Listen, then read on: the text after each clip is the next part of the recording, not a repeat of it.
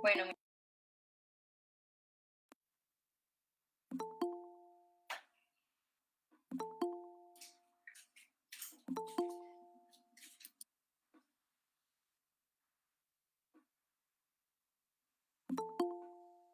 Adelante, Mayra.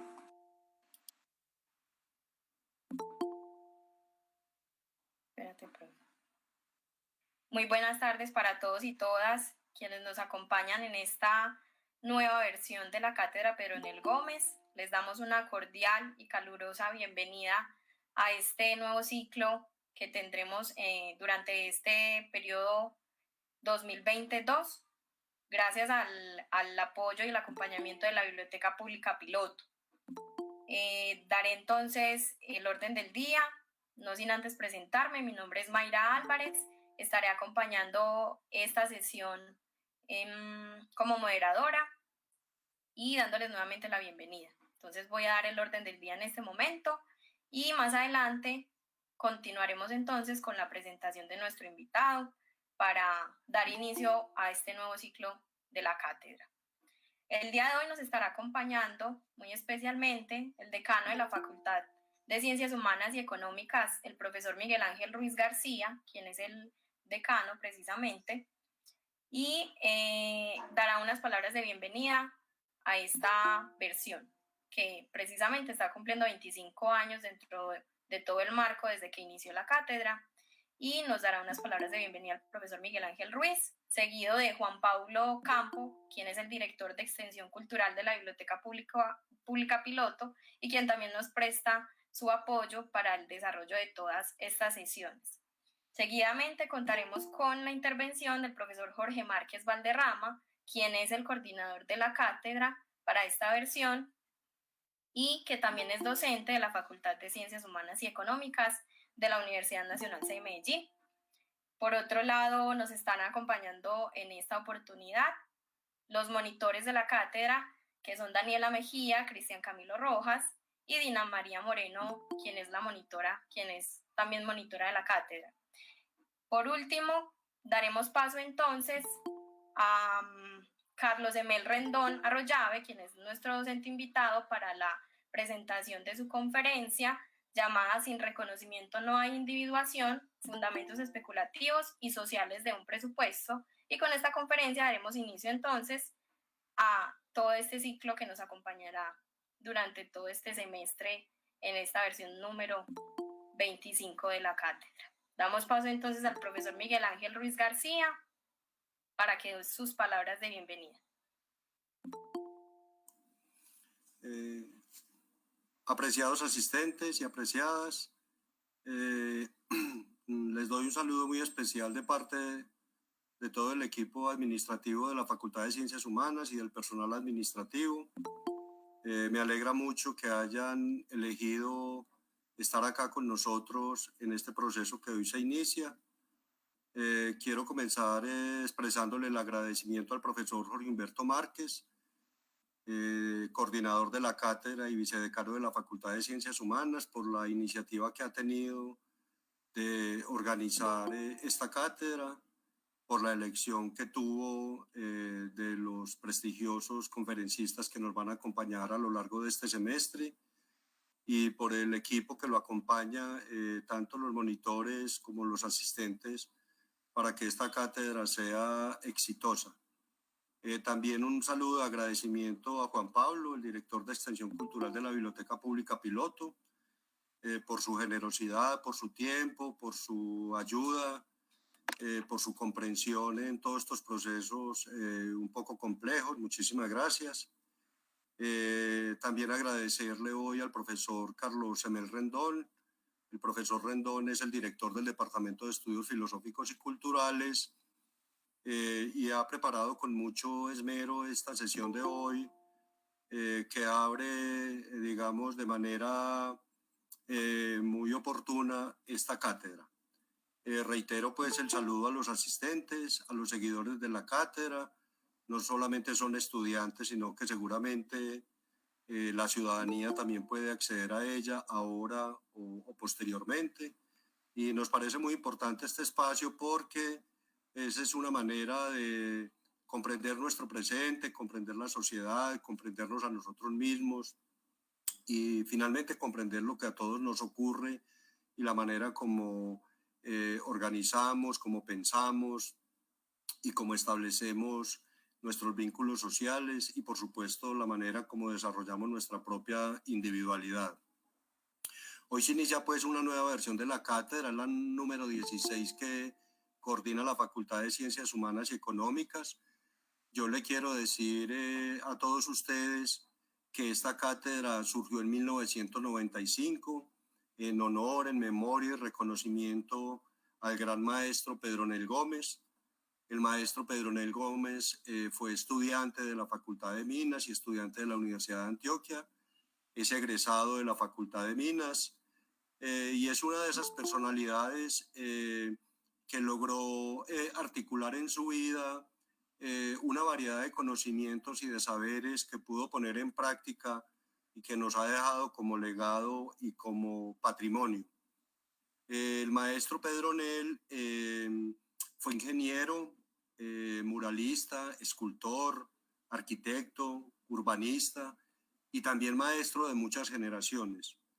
Las huellas y el testimonio de su obra está en distintos lugares de la universidad, en el campus El Volador, especialmente en la Facultad de Minas, pero también en muchos otros lugares emblemáticos de la ciudad, de otras ciudades como Bogotá y Cali, de manera que estamos ante ante la memoria de un intelectual y de un artista que marcó profundamente a la universidad y al país y que ha dejado una obra que por fortuna la seguimos cuidando y es, digamos, duradera. También les quiero decir que esta cátedra forma parte del proyecto de formación integral, de la formación humanística e interdisciplinaria que tiene la universidad y especialmente la sede de Medellín. Es una contribución que hace la facultad a la formación científica, integral, humanística, filosófica, tanto a los y a las estudiantes de los distintos programas de la sede, no solo de la Facultad de Ciencias Humanas y Económicas, sino también de las otras facultades y por supuesto también que este es un proyecto que nos permite conectarnos con la ciudad gracias a la contribución y a la mediación de la Biblioteca Pública Piloto. También es muy especial, digamos, cómo a través de estos ejercicios de reflexión crítica, de construcción de pensamiento, los estudiantes pueden formarse una idea más amplia de lo que es su recorrido, su presencia y su actividad en la universidad. Y nosotros esperamos, a través de estas metodologías que se van a desarrollar en la cátedra, que les permita desarrollar una capacidad de reflexión que puedan contribuir también a los contenidos de la cátedra y que a través de ustedes podamos formar también formas de ciudadanía que permitamos comprender la variedad que nos constituye como ciudadanos, como seres humanos que pertenecemos, digamos, a un orden planetario. Deseamos pues que ustedes puedan aprovechar este espacio, que lo enriquezcan porque no es solo la calidad de nuestros conferenciantes ya de por sí garantizada, sino el trabajo que ustedes también pueden hacer en los distintos talleres.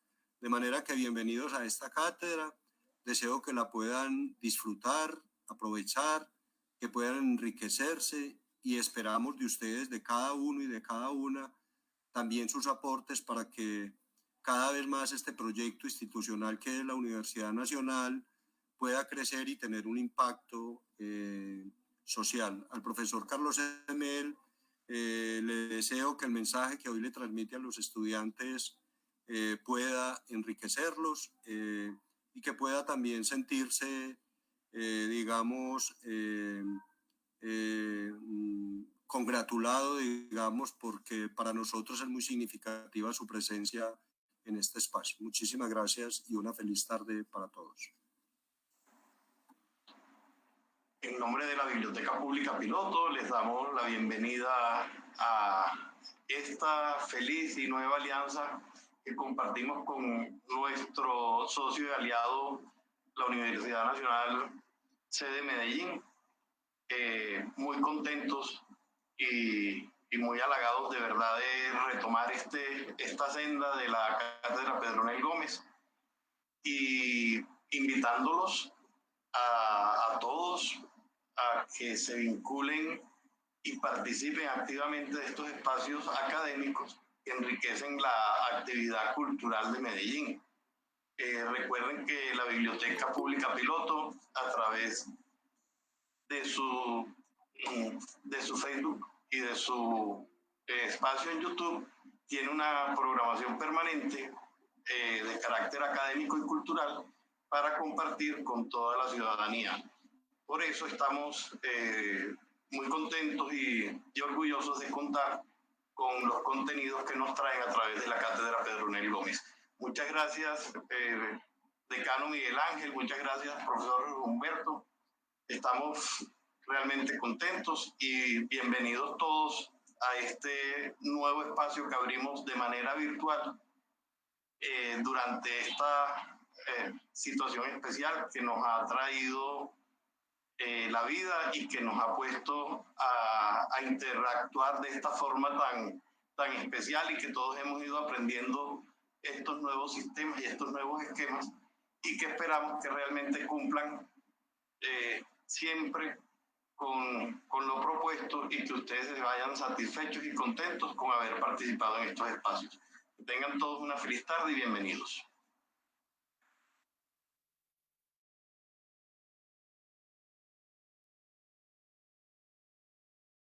Jorge, no se te escucha.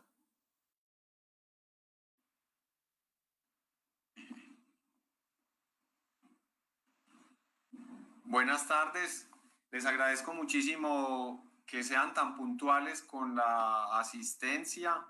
Les agradezco primero a los estudiantes de todo el país. Hay 120 estudiantes inscritos en la cátedra y en una primera reunión que hicimos la semana pasada me di cuenta que hay gente prácticamente de toda la geografía nacional. Bienvenidos. También un saludo muy especial a personas que se vinculan en directo por el canal de Facebook de la Biblioteca Pública Piloto y que son bienvenidos. Estuvimos discutiendo sobre la calidad de esta cátedra, las condiciones para su acceso y decidimos con la Biblioteca Pública Piloto que el acceso iba a ser abierto. Es la 16ª versión para la Facultad de Ciencias Humanas y Económicas, porque esta cátedra rota entre las facultades.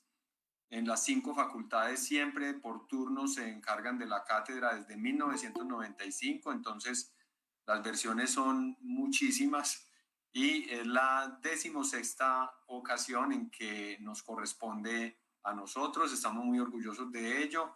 En esta versión es sobre la individualización como imperativo y como emancipación. Bueno, tenemos que tener en cuenta esta situación de confinamiento, de pandemia y que, digamos, nos ha enseñado y nos ha obligado a utilizar estos medios virtuales. Nos van a acompañar 14 expositores, entre los que hay expertos y expertas de distintas disciplinas y campos de investigación. Eso dejo que lo puedan ustedes examinar en el rico programa que tenemos desde hoy hasta el 24 de noviembre, que es la última charla. Pues acerca del tema de la cátedra, solamente les digo, pues la presentación que escribimos para proponerla fue a partir de la discusión con el profesor Miguel Ángel Ruiz y con la profesora Mónica Uribe.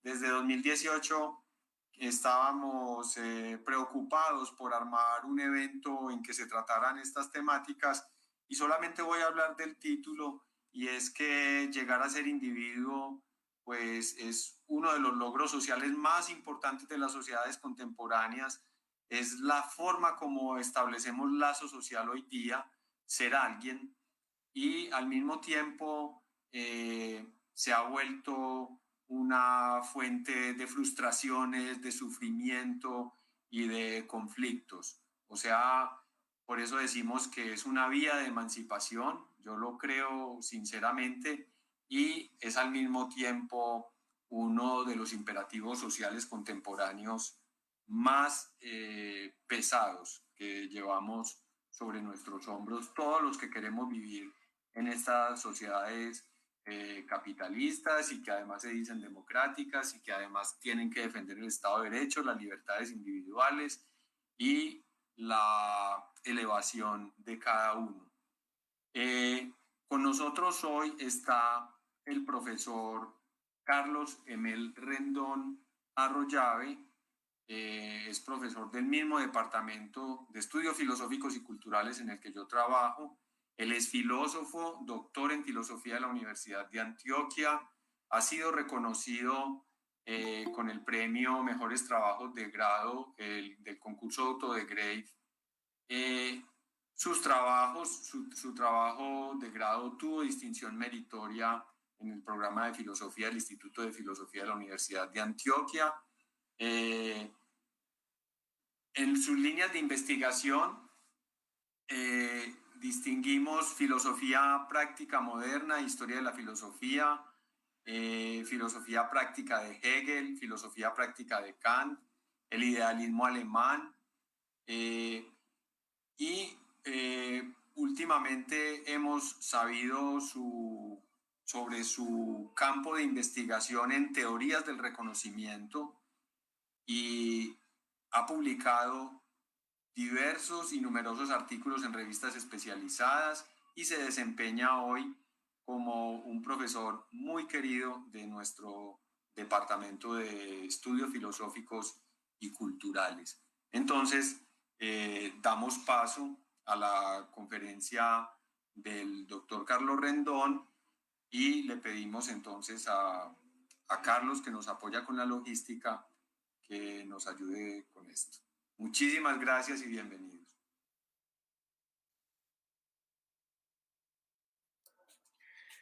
Muy buenas tardes a todas las personas que se hayan presentes. Expreso mis especiales agradecimientos a quienes están por fuera de la ciudad de Medellín. Me acabo de enterar que están en otras latitudes del país escuchando, lo cual pues es una motivación más para hacer valer el nombre de la Universidad Nacional como Universidad Nacional. Es una universidad que llega pues a todos los rincones de Colombia. Agradezco en particular al profesor Jorge Márquez y al señor decano por haberme pues extendido esta invitación a participar en un evento en el que lo hago por primera vez, aunque en otras ocasiones he estado ya en la piloto con el Instituto de Filosofía en la cátedra abierta, aula abierta de Alberto Restrepo. También agradezco pues a Mayra y a Juan Pablo Campo, quienes hacen parte pues de la logística por la parte de la Biblioteca Pública Piloto.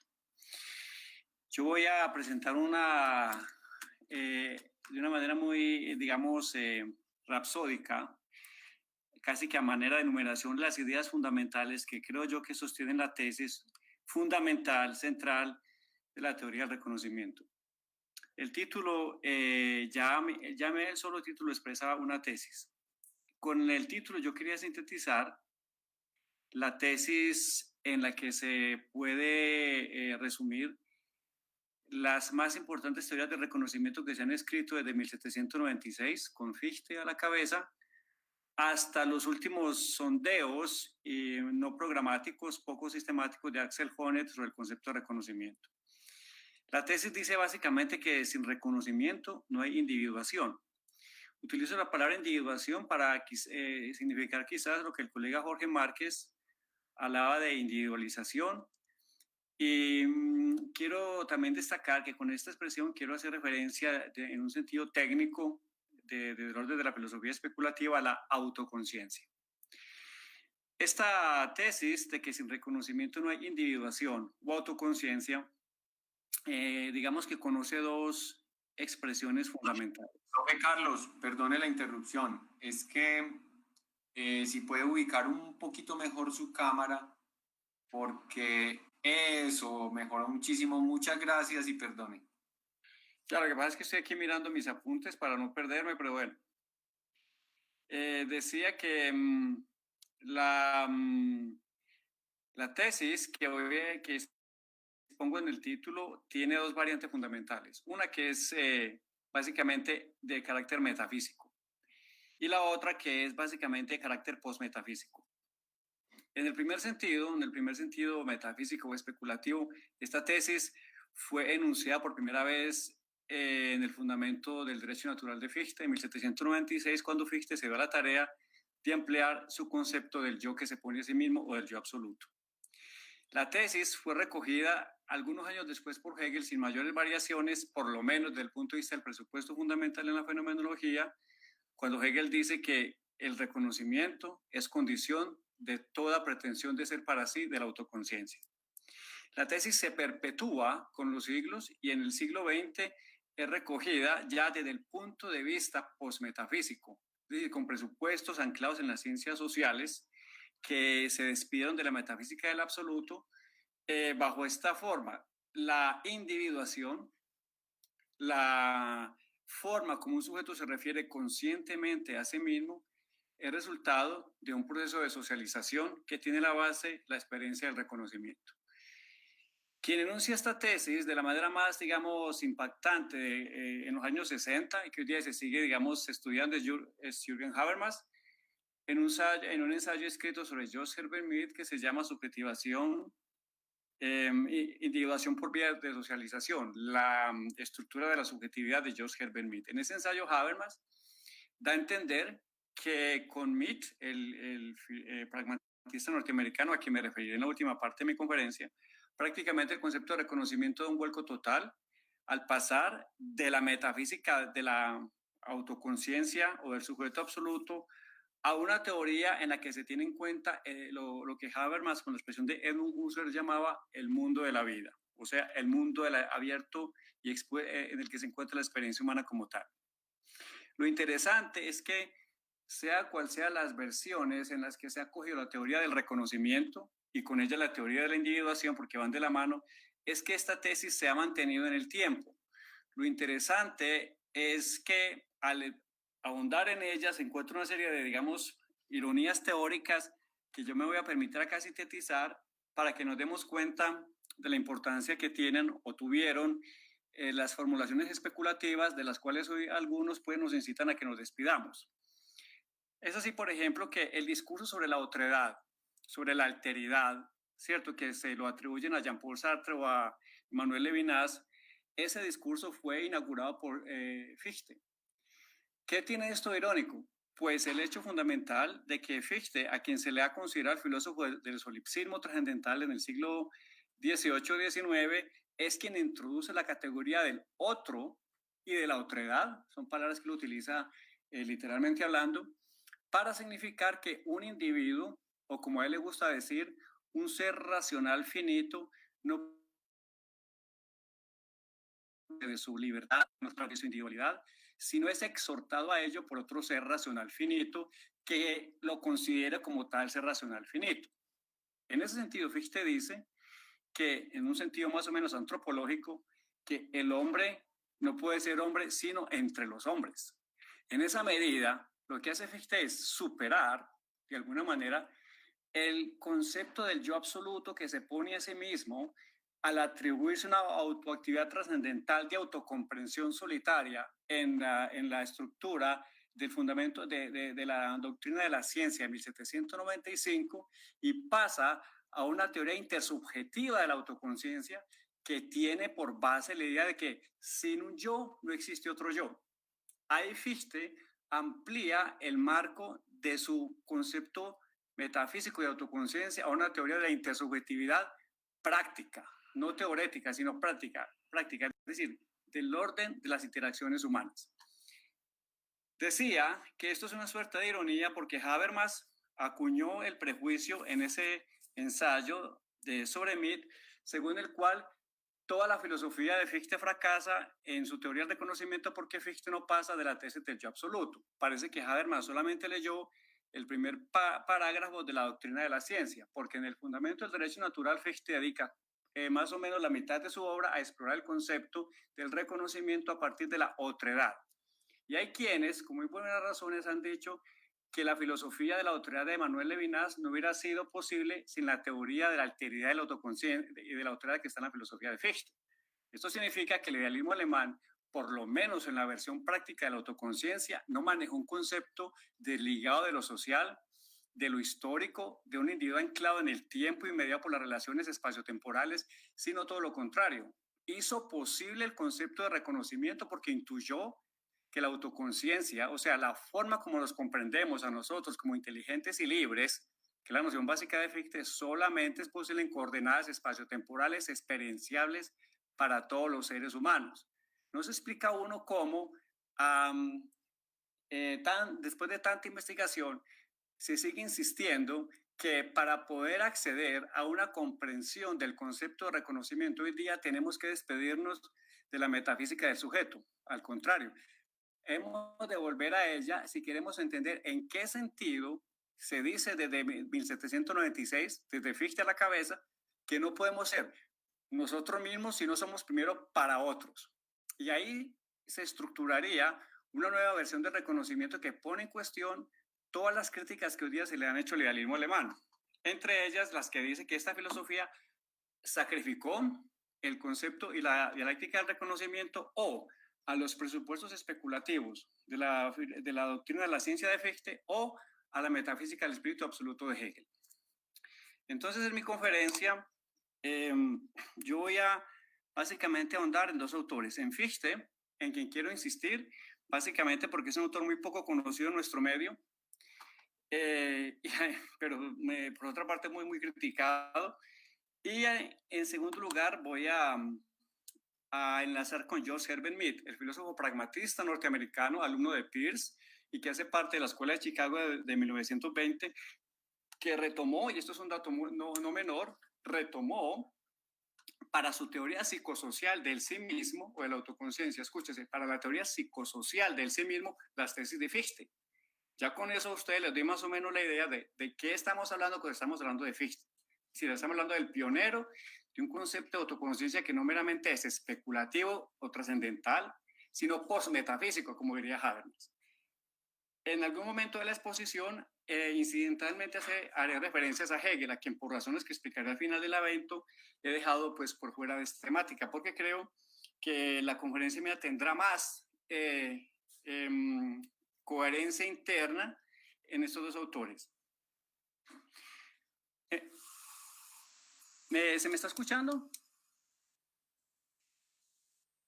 Sí, señor, se escucha perfecto.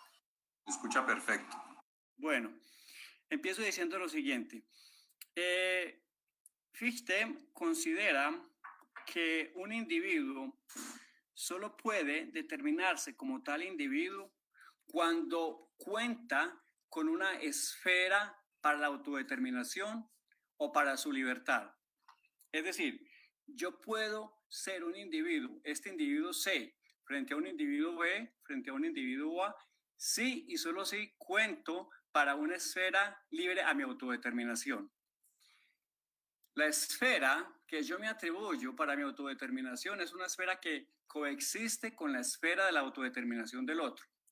Quien está a mi lado y todos compartimos el mismo mundo, lo que Fichte llama el mundo sensible, lo compartimos en términos de esferas de acción que solamente pueden, digamos, ser propias de cada individuo en la medida en que no intervengamos en las posibilidades de autodeterminación de quien comparte conmigo ese mundo.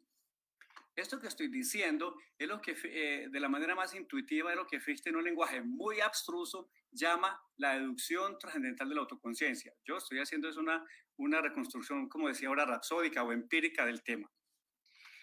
Quien cuenta con una esfera para su autodeterminación es ya de por sí un individuo.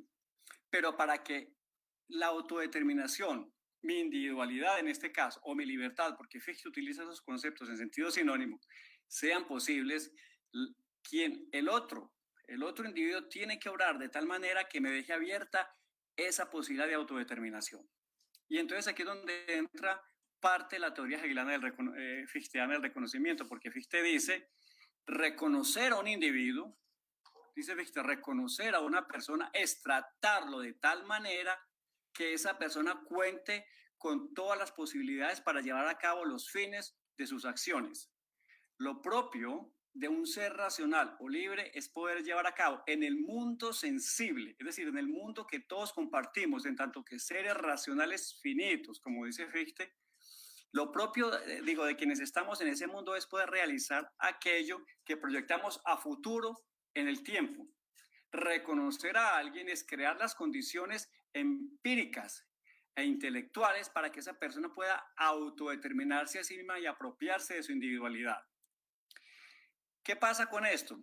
Que aquí el concepto fundamental que, digamos, cohesiona la teoría fichteana del reconocimiento es, desde el punto de vista teórico, un concepto que Fichte llama exhortación, y desde el punto de vista práctico es un concepto que Fichte llama autolimitación.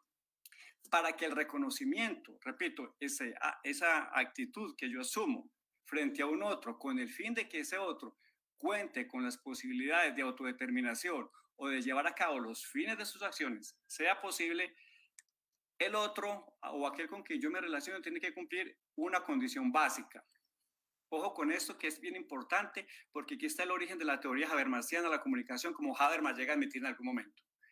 El otro tiene que ser un ser capaz de entender y dar razones. Entender y dar razones. La persona que pretende que yo lo trate como un ser racional y en esa medida le atribuye un espacio para su autodeterminación, tiene que demostrarme en mis sucesivas interacciones conmigo que es el ser racional que yo supongo. ¿Cómo sé yo que quien está frente a mí es el ser racional que yo supongo? Y Fichte parece enredarse con una especie de círculo vicioso, pero no es así. La respuesta de Fichte es esta. Yo sé categóricamente, la expresión de Fichte, que el ser racional que está frente a mí es el ser racional que yo supongo cuando obra de tal manera que obtengo de él la prueba de mi racionalidad, o sea, cuando deja la más amplia esfera para mi autodeterminación.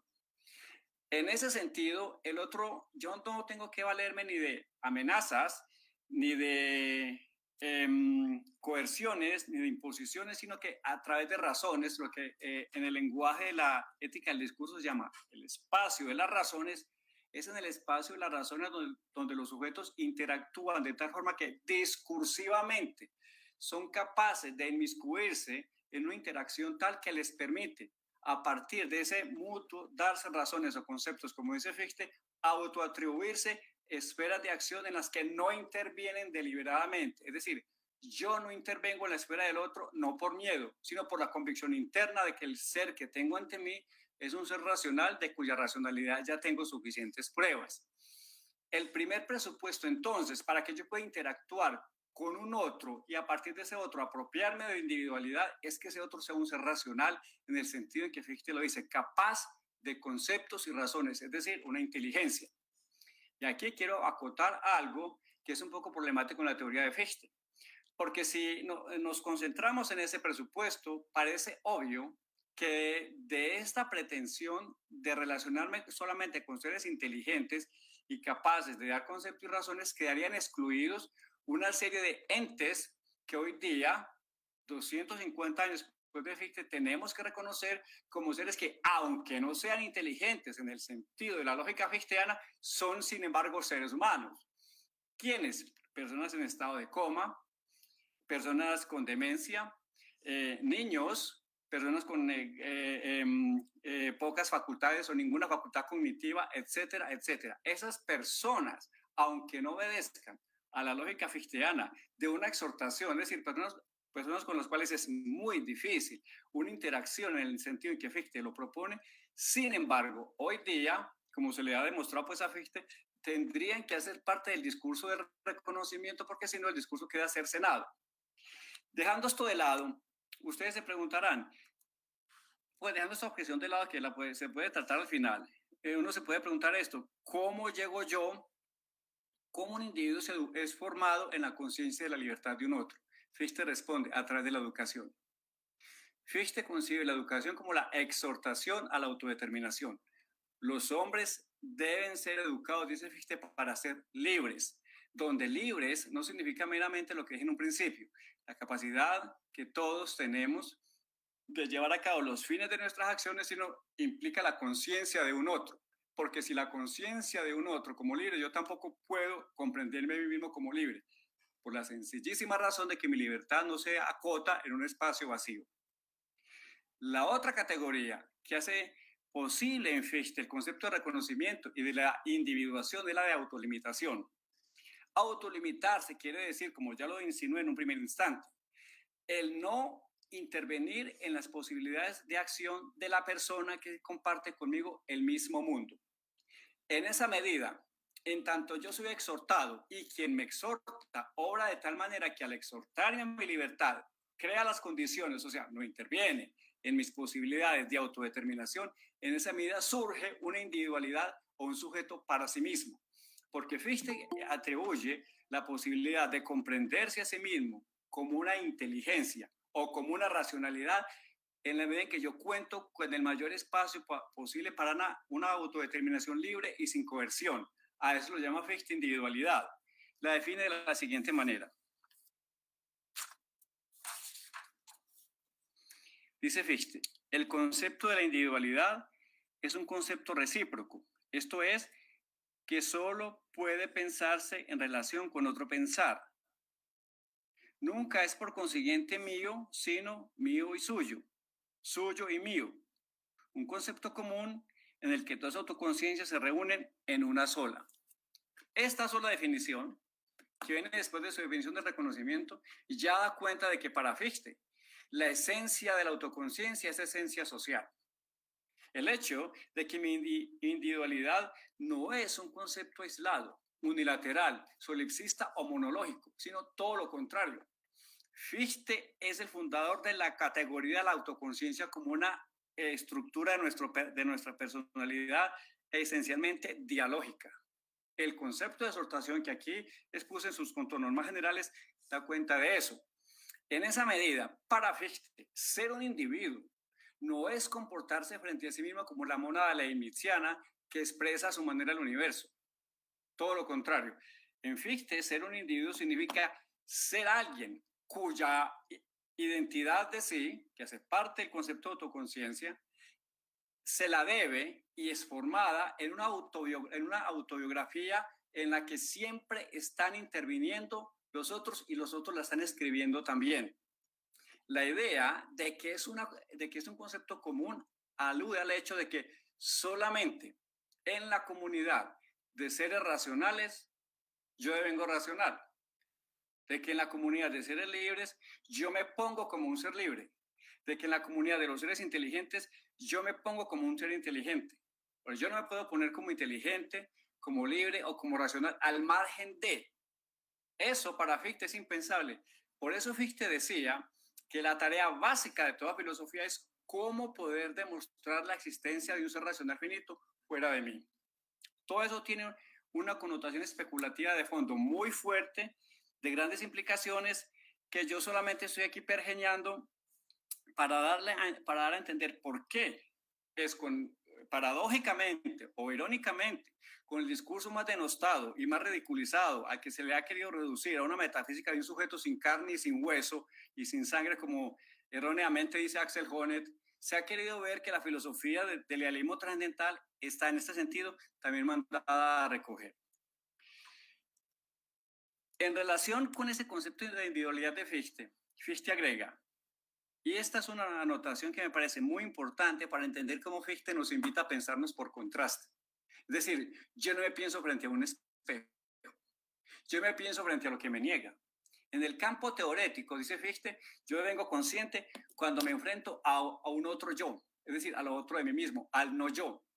En el campo social, ¿cierto? En el mundo en el espacio de las razones o de los seres humanos, yo me pongo como un individuo, simplemente cuando me pienso o me experimento en oposición a otro individuo. Esto es muy importante. Es decir, no en Fichte el tipo de autoconciencia no tiene esa estructura del yo igual yo de su doctrina de la ciencia, sino del yo igual B del fundamento del derecho natural. Fichte dice, me pongo como individuo en oposición con otro individuo determinado en tanto me atribuyo a mí una esfera para mi libertad de la que excluyo al otro y atribuyo al otro una esfera de la que me excluyo. Entonces, la mutua y libre exclusión de las esferas de acción es condición práctica para la individuación. Con este concepto de individualidad, Fichte pasa a una teoría de reconocimiento muy interesante, porque Fichte va por primera vez a circunscribir el reconocimiento y con eso la condición de la individualidad a una condición, porque Fichte dice, yo solamente puedo ser reconocido como un ser racional y libre en la medida en que trate al otro como tal. Esa condición restringe mucho el reconocimiento y lo sujeta a la condición fáctica de que yo solamente puedo reconocer a un otro si ese otro me ha tratado de tal manera que me demuestra a mí mi propia racionalidad, como dije al principio. Lo importante es que esta tesis restringe el reconocimiento a un campo empírico especial, es decir, a donde yo pueda tener razones empíricas de la racionalidad del ser que está, digamos, compartiendo conmigo la misma esfera social. En ese sentido, Fichte renunciaría, ojo con esa tesis que es muy importante, a una especie de reconocimiento universal, porque yo no le puedo demostrar, ni estoy obligado a demostrarle a los seres racionales que no conozco que soy un ser racional. Luego, las reclamaciones de reconocimiento se restringirían a un espacio vital muy confinado a las experiencias cotidianas y normales que hacemos en nuestra vida. Pero Fichte, que se da cuenta de ese problema, dice más adelante en el fundamento del derecho natural, en un corolario que agrega, dice, pero yo estoy obligado a ser reconocido por todos los seres racionales en cualquier circunstancia. Es decir, pasa de un reconocimiento fáctico o empírico a un reconocimiento formal o conceptual. Este último reconocimiento es el al que todos aspiramos. Todos aspiramos que sea cual sea la sociedad en que nos encontremos y en las condiciones de vida en que nos encontremos, aspiramos a ser tratados en sentido fichteano como seres racionales y libres, ni más faltaba. Eso es un presupuesto que Fichte más o menos acoge del cosmopolitismo de Kant. ¿Por qué es importante esta tensión que hay en Fichte entre el particularismo del reconocimiento y el universalismo del reconocimiento? Porque ahí se juegan dos tendencias importantes que hoy día se discuten en política, el liberalismo y el comunitarismo. Fichte también inspira esas corrientes, aunque no se le quiera reconocer, muy entre comillas.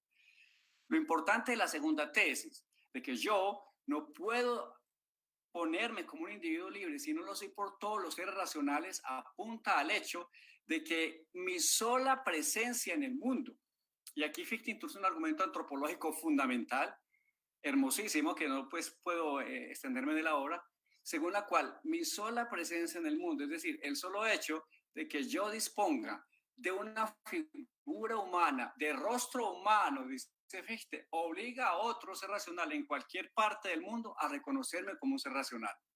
Entonces, los temores que se alzan frente a las expectativas y exigencias práctico-cognitivas en Fichte, a saber, que yo tengo que contar con alguien que entienda razones, que de conceptos, que sea capaz de entender lógicamente, aquí es superado en la tesis de que basta la sola presencia de mi cuerpo en el mundo para que yo inspire reconocimiento en el ser X que me aparece en el mundo de la vida.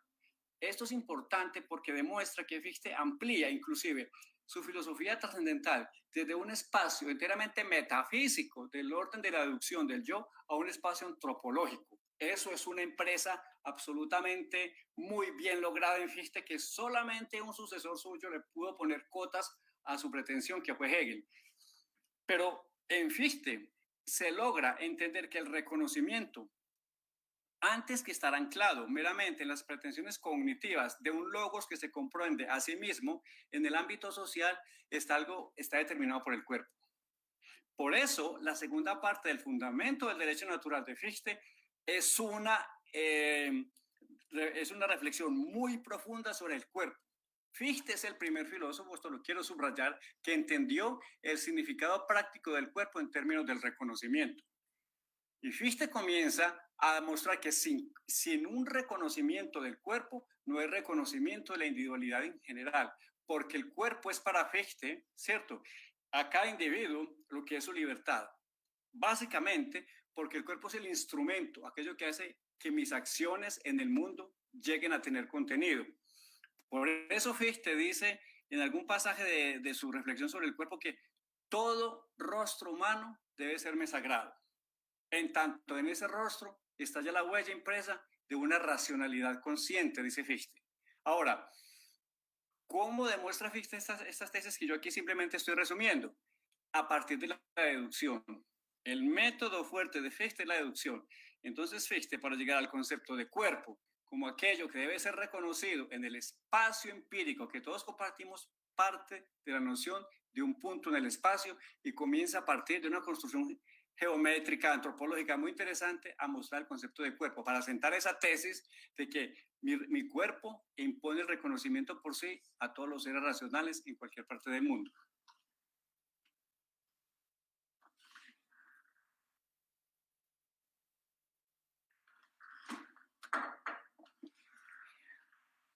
No sé si me están escuchando.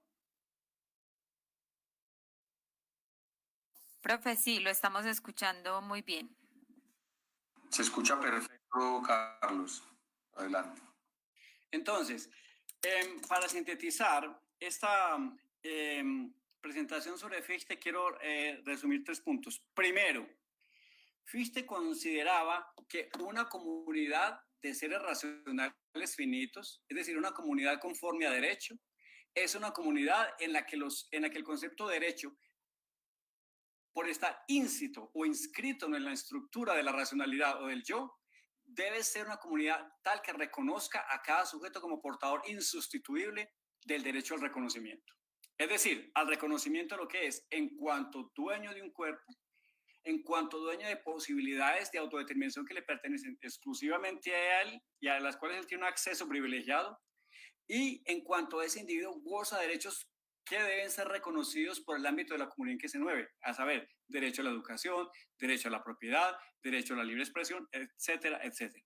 Segundo, Fichte es de la opinión de que la única forma de que la libertad pase de ser un concepto formal, es decir, atribuible a un sujeto meramente en virtud de que participe de la razón problemáticamente, como lo dice él, a un concepto experiencial, es en la construcción de interacciones lingüísticas y prácticas en las que los individuos accedan constantemente a la experiencia dialógica, simbólica y práctica de su racionalidad. Fichte instaura la filosofía del diálogo que después Martin Buber en el siglo XX habría de ampliar. Tercero, con Fichte se amplía el concepto de reconocimiento en dirección a una antropología, asunto que yo ahora estoy pues estudiando con bastante cuidado, porque es el primer filósofo del idealismo alemán en quien la antropología despunta como una ciencia no especulativa. Claro, don Immanuel Kant ya nos había hablado de una antropología en sentido pragmático, pero es una antropología en la que el concepto de reconocimiento pretende mostrarse como vinculado teoréticamente y moralmente al concepto del cuerpo. Entonces, la antropología fichteana dejó abierto la reflexión futura sobre el reconocimiento en el sentido de que hoy día no podemos hablar de reconocimiento sin pensar siquiera, haciendo abstracción, del hecho de que el otro es una persona con rostro. Eso es importantísimo. Las demás deducciones o objeciones que le han puesto a Fichte no las puedo tratar acá porque pues el tiempo se me va y dejaría de lado a George Herbert Mead en que me interesa entrar. Sin embargo, con esto quiero anotar que todas las teorías del reconocimiento que se han escrito al margen de Fichte son teorías mutiladas.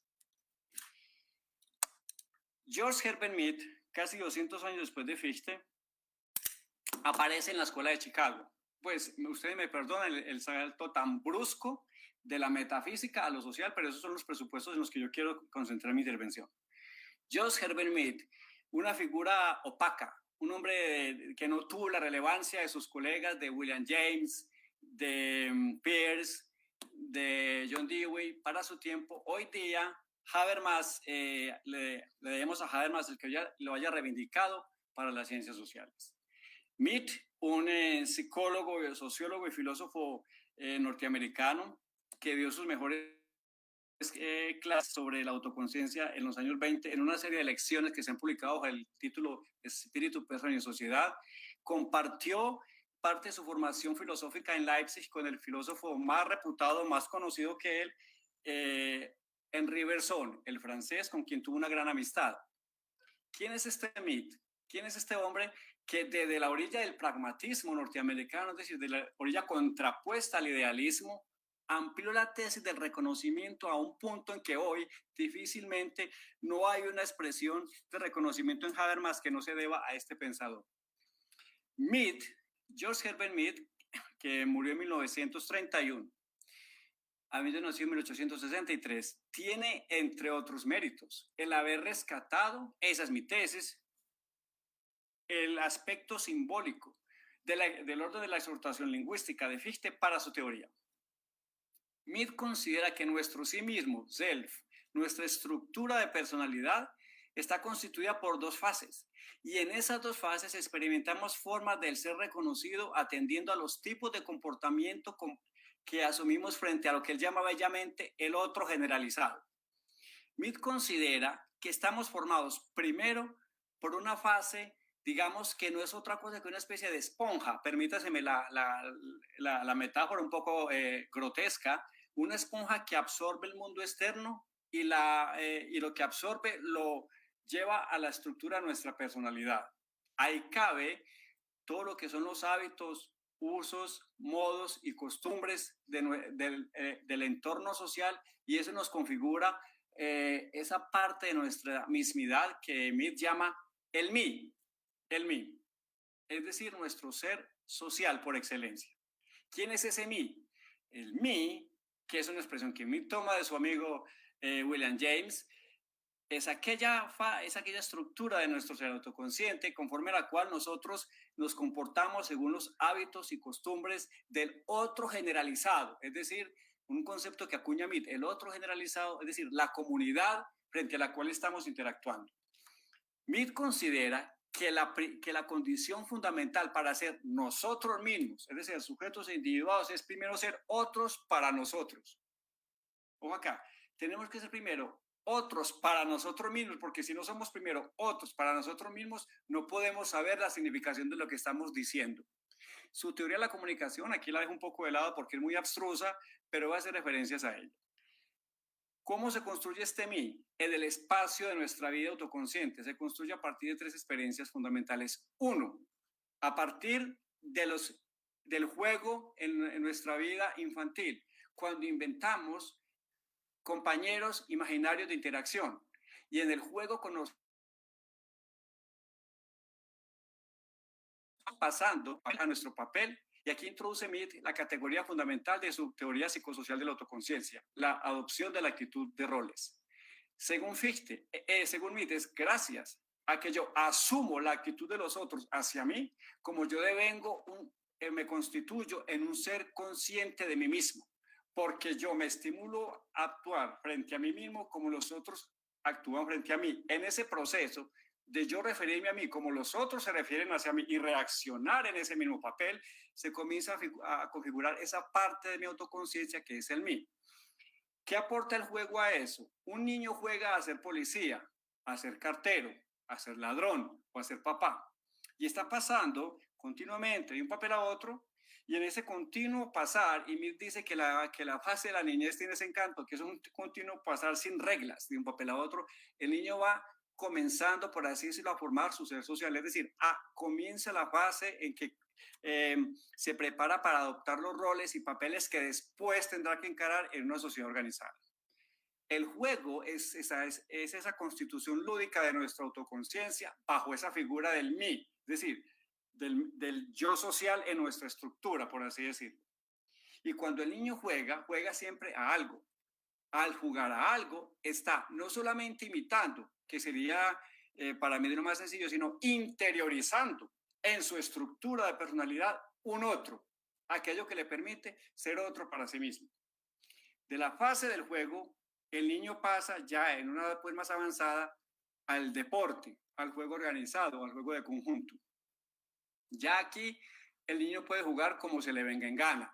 ya no puede cambiar las reglas, que es parte del placer de jugar, dice Mead. El niño cuando está en un deporte de conjunto, en un deporte organizado, tiene que jugar de tal manera que esté dispuesto a reaccionar conforme a las actitudes de los demás compañeros del equipo.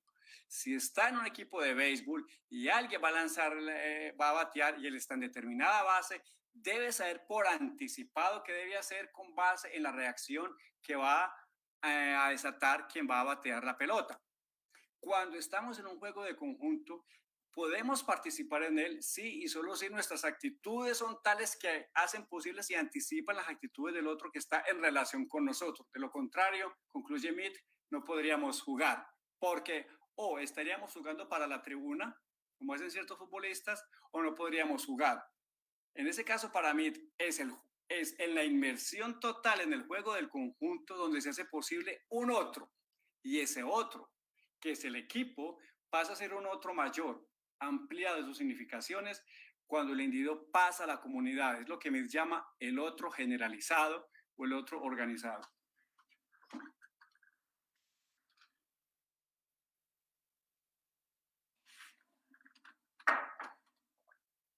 El otro generalizado es, dice Mead, la comunidad, aquello que le da al individuo la unidad de su sí mismo, la estructura de su personalidad en el sentido social, es decir, aquello gracias a lo cual y en vista de lo cual un individuo se comporta de tal manera que en ese comportarse frente al otro no está haciendo más que mantenerse en esa comunidad, reproducir esa comunidad, y en esa comunidad se constituye como sujeto reconocido porque reconoce a los otros en el acto de adoptar la actitud de ellos frente a él.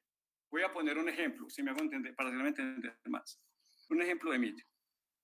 Tengo una propiedad en una comunidad donde la propiedad valga. Estoy poniendo un ejemplo de mí.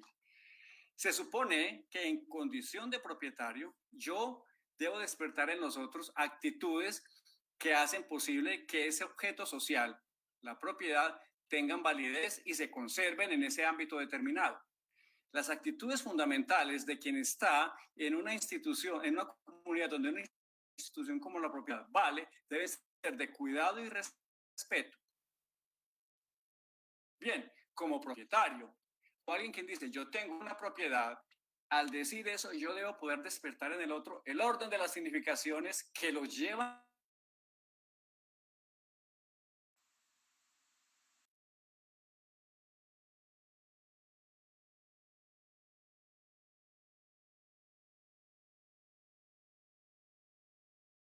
que me quiere comprar. Si quiero leer un texto, debo poder estar en condiciones de compartir mis pensamientos con la más amplia comunidad de pensamiento al publicar mis propios pensamientos, dice Mead.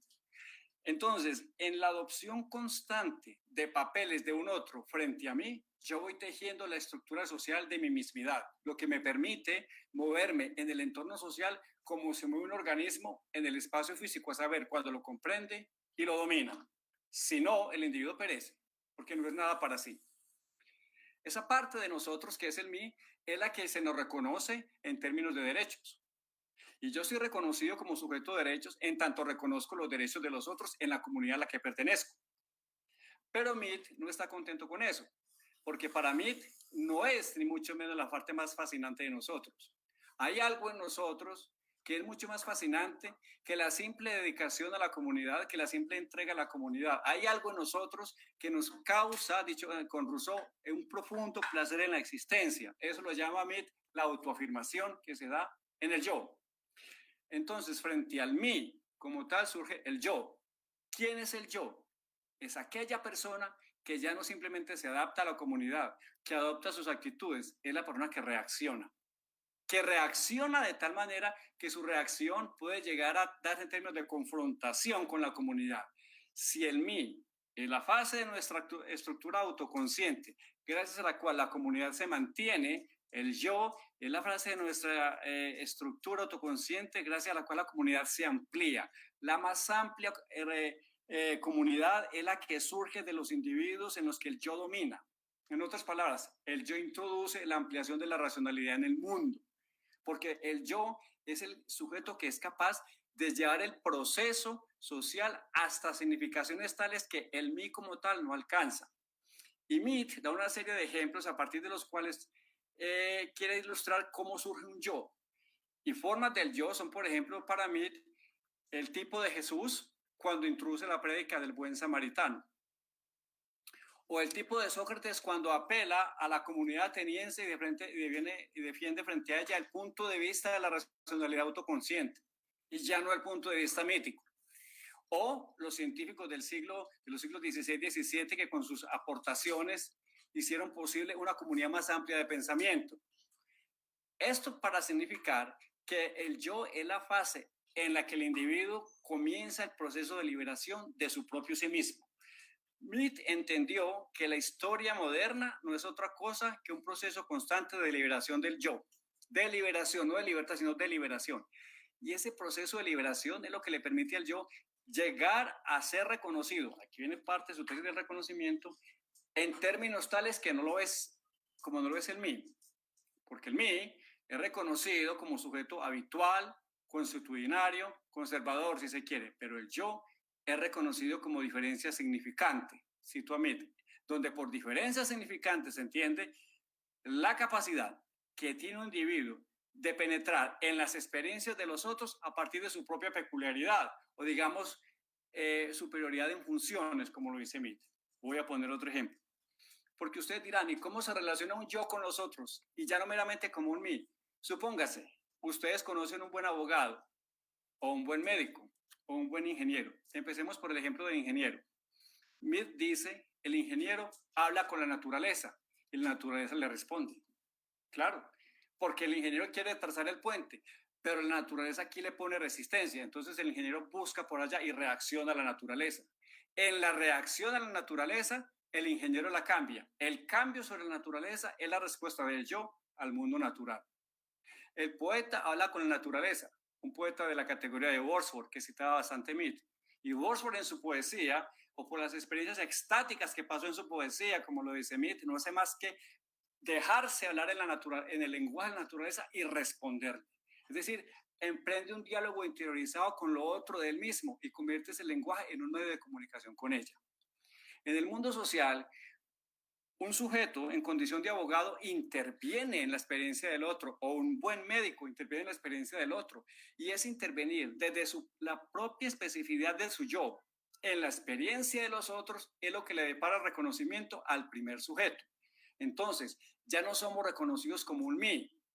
Eso es lo mínimo a lo que podemos aspirar. El asunto es que podemos aspirar a ser reconocidos como un yo. Ser reconocidos como un yo, ojo con lo que voy a decir, es reconocido desde nuestra peculiaridad y superioridad funcional. El hecho, dice Fichte, de que podemos hacer cosas mejores que los otros y que dependemos de un reconocimiento según el cual nosotros hacemos las cosas mejores que los otros. La estructura de eso la expresa Mead en estas palabras.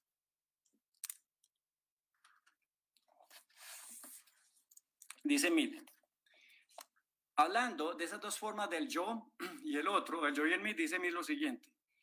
La distinción se expresa en nuestra experiencia en lo que llamamos el reconocimiento de los otros y el reconocimiento de nosotros en los otros. No podemos realizarnos a nosotros mismos, sino en el grado en que reconocemos al otro en su relación con nosotros. Eso por un lado. Y por otro lado, cuando Mead enfatiza la tesis de que es el sentimiento de superioridad aquello de lo cual dependemos para nuestra autorrealización, dice que dependemos de un reconocimiento común, de que los otros no son tan buenos como nosotros. Y aquí quiero yo evitar malas interpretaciones, porque eso también se ha interpretado mal. Obviamente Habermas al tratar este tema lo ha hecho muy bien. El asunto no es que Mead dice aquí proponiendo una superioridad del mata-siete cualquiera, como dice Mead, según la cual un individuo alardea de su superioridad frente a los otros y no llega a nada. El tipo de superioridad que Mead plantea acá y que debe ser reconocida y que creo que todos podemos estar de acuerdo en que debemos de reconocer a los que hacen las cosas mejores que nosotros, porque si no, se presenta una nivelación de la mediocridad, dice Mead, es una superioridad que Mead llama funcional. en términos de que ejecutamos cosas mejores que los otros y eso hace posible lo que hoy día conocemos como la división social del trabajo. En consecuencia, el respeto, esta es una tesis bien interesante de Mead, que pues es problemática, pero está muy en el orden de su concepción de la moral de la persona. El respeto que yo me debo a mí mismo como individuo es un autorrespeto que brota de que los otros me respetan en función de que hago las cosas mejor que ellos. En ese sentido, Mead sienta la tesis de que para fines de nuestra autorrealización y autoafirmación dependemos del reconocimiento. Bien, Mead, consecuente con su programa, lanza una tesis muy interesante. La única sociedad en la que es posible el surgimiento del yo, ya no del mí, es la sociedad democrática. Porque Mead considera que el mí, aquella parte convencional de nuestra estructura de personalidad, está siempre subsumida bajo eso que él llama el sensor, es decir, este elemento represor, ¿cierto? En un sentido muy freudiano, con quien Mead se conocía ampliamente con Freud, según el cual en los actos inhibitorios el mí no hace más que contener las reacciones explosivas del yo. Al obrar así, el mí no hace más que obedecer al yo plantado, al sensor plantado en la puerta de su imaginación, dice Mead muy bellamente, es decir, al inconsciente. La respuesta y quien trata de liberar su energía creadora de ese momento represivo del mí lo constituye el yo.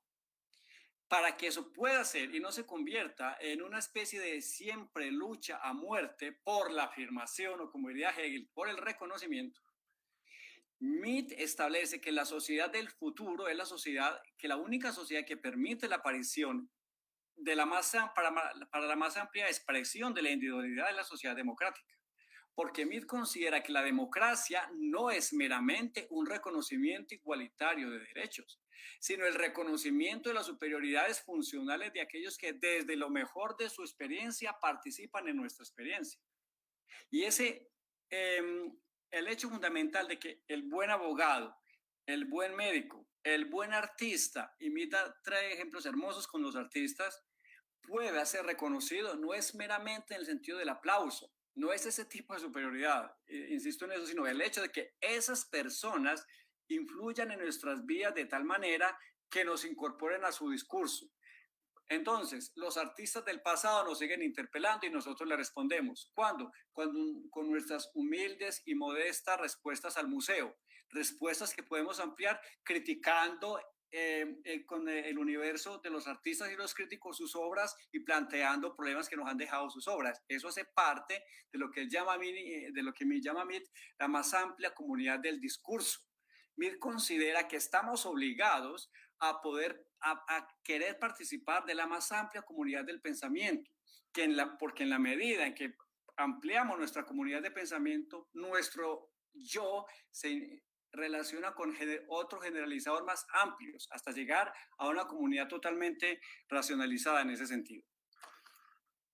Llama la atención que Fichte haya sido el motor propulsor para gran parte de las tesis de Mead. Cuando yo he expuesto esto en otros escenarios, la gente no lo quiere creer, pero pues hay que demostrárselo, porque expresamente Mead atribuye a la noción fichteana del yo, que para poder ser un yo tiene que ir a interactuar con otros yo en un espacio de acción.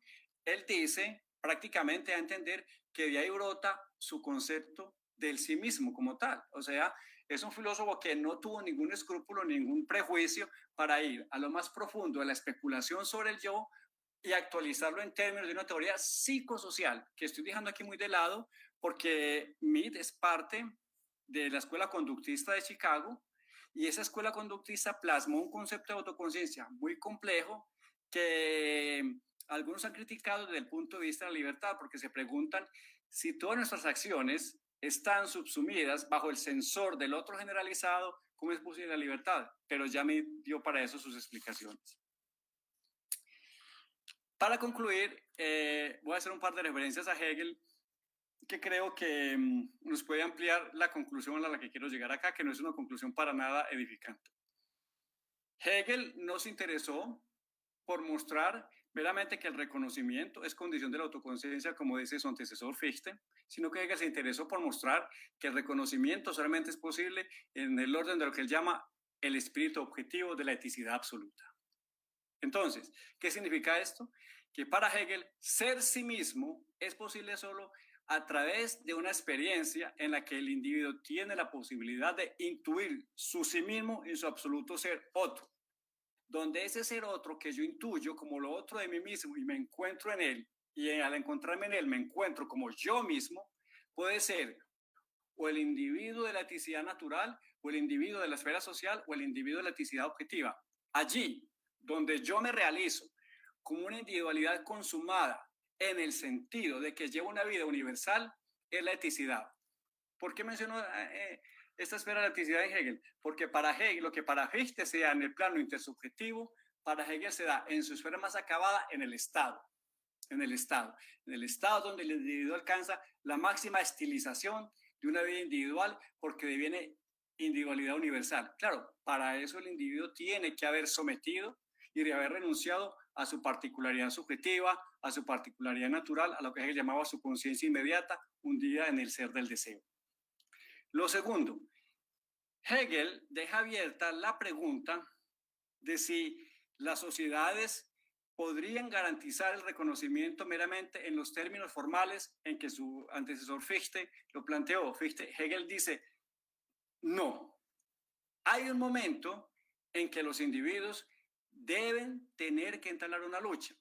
Pero como Hegel es consciente, y eso es lo que se llama el proceso del reconocimiento, de que esa lucha es contradictoria en sí misma, es aporética y resulta insuperable, tiene que transitarse hacia una forma de racionalidad concreta o universalidad concreta en la que no sean los individuos y las voluntades particulares quienes decidan el orden del reconocimiento, sino las instituciones. Eso que Hegel llama, repito, eticidad, que no es otra cosa que el mundo de las instituciones como instituciones en las que el individuo encuentra su libertad sustancial, dice Hegel. ¿Por qué lo menciono? Porque hoy día la única forma de garantizar el reconocimiento como experiencia concreta y no ya como una experiencia abandonada al arbitrio de sujetos que pueden comprenderse intelectualmente como en Fichte es la filosofía de Hegel, donde el Estado, con la racionalidad de las instituciones, debe crear las condiciones, crea las condiciones objetivas para que el individuo no solamente disfrute del reconocimiento que ya obtiene en la familia, en la sociedad civil, sino el reconocimiento que le da la existencia en la ley en el Estado. Sin Estado no hay reconocimiento para Hegel. Y en ese sentido Hegel es hobbesiano. Si hacemos abstracción de la racionalidad del Estado, surge un individuo frente a otro individuo con pretensiones de lucha a vida o muerte por el reconocimiento y eso no conduce a nada, a menos que los individuos renuncien reflexivamente a la pretensión de ser reconocidos por las vías de hecho y accedan a la racional, a lo que Hegel llama la autoconciencia universal. Quiero dejar dos preguntas al respetable público asistente. Espero que los colegas míos que van a exponerlas puedan resolver en su momento, porque no las tengo yo resueltas, ni me interesa ahondar en ellas. Son preguntas que me he planteado al ver cómo hoy día a todo el mundo le gusta hablar del reconocimiento, ¿cierto? Y hablando de una manera que a veces resulta pues hasta grotesco. Simplemente les quiero hacer esta pregunta. Y cuando mi colega Jorge Márquez intervenía ahora, me dio ánimos todavía para introducir esa pregunta, después la discutiré con él, y es el problema de la individualidad, ¿cierto? Es decir, tenemos una necesidad de ser individuos, pero eso no es el rasgo propio de la modernidad. El único filósofo de la modernidad, hasta donde tengo noticias, que defendió un ideal radical de individualidad en términos de originalidad es Rousseau. Pero a un Rousseau que defendió una teoría de la autenticidad del individuo, a un Rousseau que defendió la tesis de una individualidad radical, eso es como lo que yo quería llamar, pero no tenía tiempo para ello, pues desarrollarlo, la prehistoria del concepto de reconocimiento, a un Rousseau considera que la autenticidad no sea al margen de la voluntad general, es decir, de la comunidad. Traigo esta colación para hacerles esta pregunta. ¿Es posible que una sociedad se sostenga con individuos que solamente están empeñados en el deseo de ser reconocidos como tales individuos?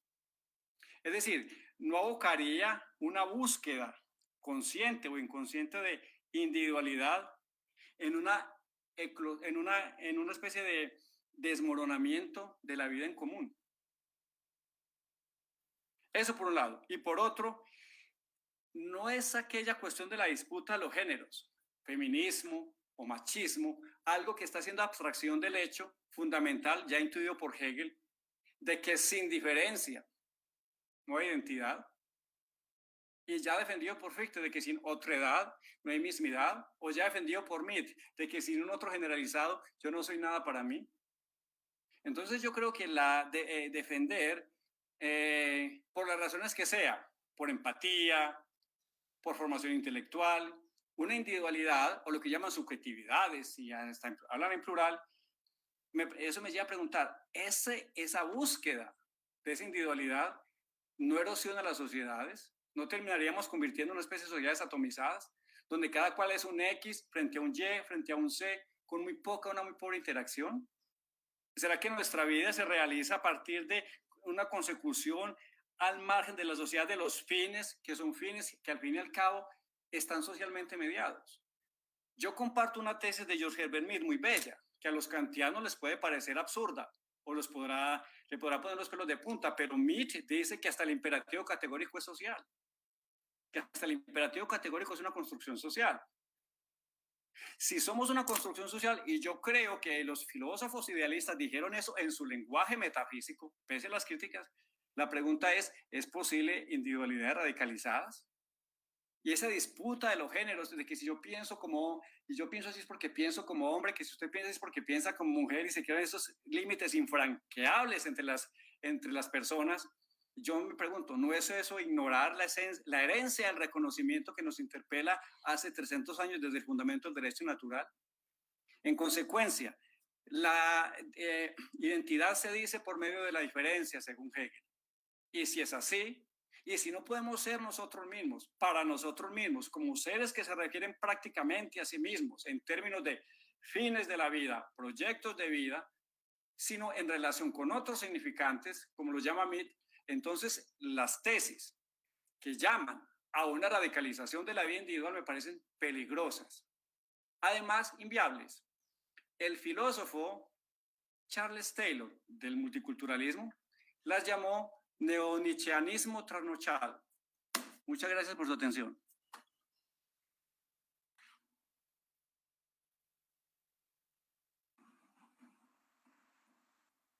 Gracias, profesor Carlos. Esperamos que... bueno, usted todavía está por ahí. No huyo. ¿Sí me estás escuchando, Carlos? Sí. Bueno, pues es una interpelación muy profunda y radical esta conferencia. Una conferencia muy bien armada de principio a fin. Además, expuesta con seguridad y con un conocimiento impecable de los autores en que se basa. Y bueno, primero te quería felicitar y decirte que me siento muy interpelado y muy contento con que la primera conferencia de la cátedra sea precisamente arrancar desde las discusiones del yo a partir de la metafísica y de la presentación de Mead, que es como una especie de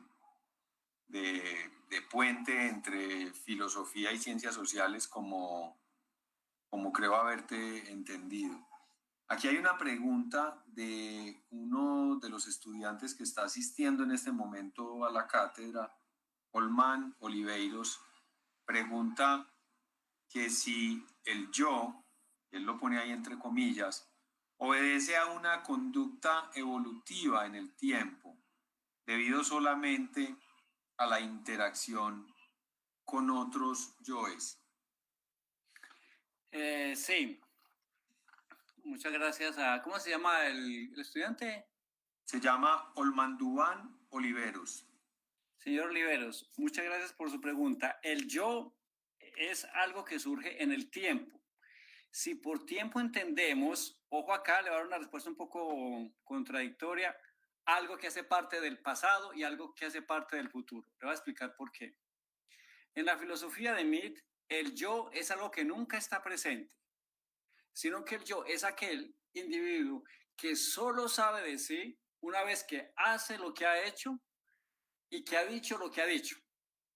Una vez que yo hago y digo lo que voy a decir, soy un yo. La persona que en ese momento está presente para asistir a lo que estoy diciendo, es decir, en este momento yo estoy siendo un mí, estoy presente con lo que estoy diciendo y consciente de ello. Pero puede que yo usted en este momento me dé por insultarlo, o por apagar el micrófono, o por darle una explicación que cambie a partir de este momento la historia de la humanidad. Ese es el yo que no estaba bajo mi control. Entonces, el yo tiene dos caras y se lo voy a explicar con la imagen de una pelota que pasa, según Mead. Vemos una pelota que pasa, que se desplaza, ¿cierto? O sea, si se desplaza hacia adelante, se desplaza hacia el futuro. Dice, una parte de la pelota que vemos es visible, la otra es invisible. Con la parte visible, la que está hacia el pasado, nosotros sabemos qué ha sucedido, sabemos qué hemos dicho, sabemos qué hemos hecho, y con base en ese yo que ha sido, construimos nuestra autobiografía y nuestra identidad. Hay otra parte nuestra que es incierta, que no está bajo nuestro control, que es esa otra parte de nuestro yo, asunto que pues olvidé mencionar ahora por la cuestión de tiempo y que quería pues porque quería concentrarme al máximo en estos asuntos. Esa parte del yo que yo no controlo, que es incierta, ¿sí? Pertenece también a mí mismo, y esa incertidumbre que me rodea hace que yo no siempre pueda tener control sobre mí mismo. Por ejemplo, en momentos de ira o de arrebato amoroso, o en el simple hecho de que voy caminando y cambio la dirección en la que voy caminando, me estoy comportando como un individuo incierto. Si llamamos tiempo a eso que sucede en esas formas del pasado y del futuro, el yo es esa construcción desde ese punto de vista. Pero el yo, en otra forma del tiempo, es el sujeto que se ha construido de resultas de sucesivas rupturas con el mí que lo controla. Entonces, el individuo en el que domina el yo es el individuo que ha tomado más distancia en su autobiografía de su propio sí mismo en condición de mí.